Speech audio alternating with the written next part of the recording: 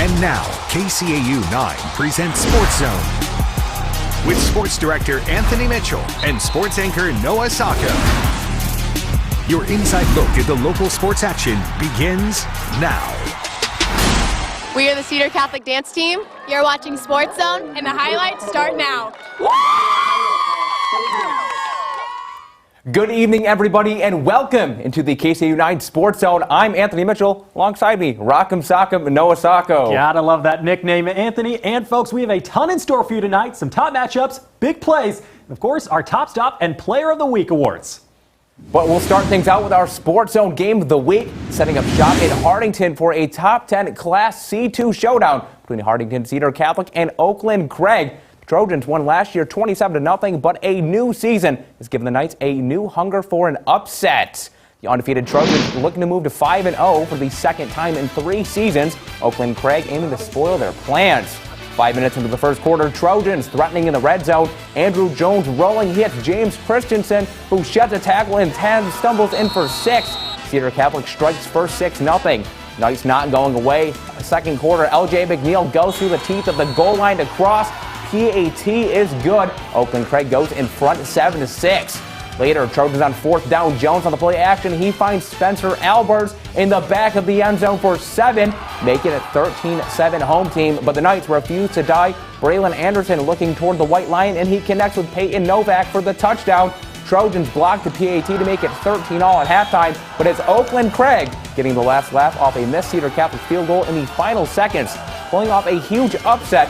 21-19, and what a way to start the night with our game of the week. You can say that again, and huge win for Oakland Craig and the Knights. But now it's time to get to the rest of tonight's action, starting with a top 5 matchup between number 3 OABCIG and number 4 Spirit Lake. There are undefeated teams in Class 2A facing off, with the Indians hosting the Falcons. We'll kick off the highlights on 3rd and 12. Beckett DeJean sacked by Will Graves, and this game starts off with a handful of 3-and-outs. And that change of possession would soon lead to a Spirit Lake touchdown. Check out the rush from Bo Higgins, making it 7-0 Indians. Very next bit of possession for the Falcons. Beckett DeJean's pass gets intercepted. Drew Alger completely outstretched to make that grab. 6 minutes later, another intercepted pass from DeJean, and look how hyped Will Graves is near the sideline. Talk about passion. Now over to the second quarter. Bo Higgins would double Spirit Lake total. That's 2 touchdowns for Higgins, making it 14-0 at halftime. Spirit Lake stays perfect, 28-13. In the metro area now, the Sioux City North Stars looking for their first ever win against the Ames Little Cyclones. North knocking on the door early. Carson Strobing hands it off to former SprotsZone Player of the Week DeMarco Young, and he bulldozes his way in for the 8-yard score. North leads 7-zip. Ames looking to respond on the other end. Dallas Saucer fakes the handoff, and he would roll left. The ball, check it out right here, it would pop out, but the refs say he reached the end zone. Touchdown, Little Cyclones. Ames back on the move. This time it's Saucer connecting with Jalen Luth, and he take care of the rest, going all the way. Little Cyclones take the lead. Young shortly after would score his second touchdown of the first quarter, but their efforts were not enough as Ames wins 57-28. Over to Mobile for the Battle of Highway 20 series between Lawton Bronson and Woodbury Central. Pair of great quarterbacks, Drew Klunder and Braden Heiss going at it. Under a minute till half, Wildcats up 14 and looking for more. Drew Klunder under pressure, scrambles out right and finds a wide open Aaron McGill in the end zone for the 8-yard TD. Woodbury Central goes up the half, 28-zip.